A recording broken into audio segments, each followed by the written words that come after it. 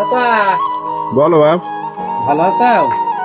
আছি আল্লাহর মধ্যে। আজকে তোমার অপেক্ষায় আজকে আসছিলাম না, আমি একটু বুঝতে যাচ্ছিলাম, তা দেখা হলো যখন মনে করলাম চাচার সাথে একটু গল্প করে যাই।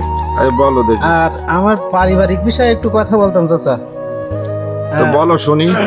মাঝে মা বলছিল যদি আল্লাহ কখনো সুযোগ দেয় বাবা, তা তুমি একটু হজ করে আসবা। এটা তো ভালো কথা। তা আজকে আমি খুব চিন্তা ভাবনা করে মার পায়ে একটু চুমো খেলাম, খেয়ে রোজার মাস। ওই তো তোমার হজ পূরণ হয়ে গেল। তা মা নিজেই বলছে যে বাবা তোমার হজ এখানেই পূরণ হয়ে গেছে, তুমি যে আমার পায়ে চুমো খেয়েছো এখানেই তোমার আল্লাহ রহমতে হজ পালন হয়ে গেছে।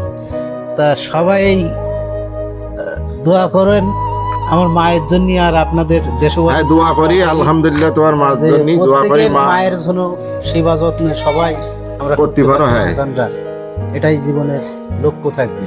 খোদা হাফেজ।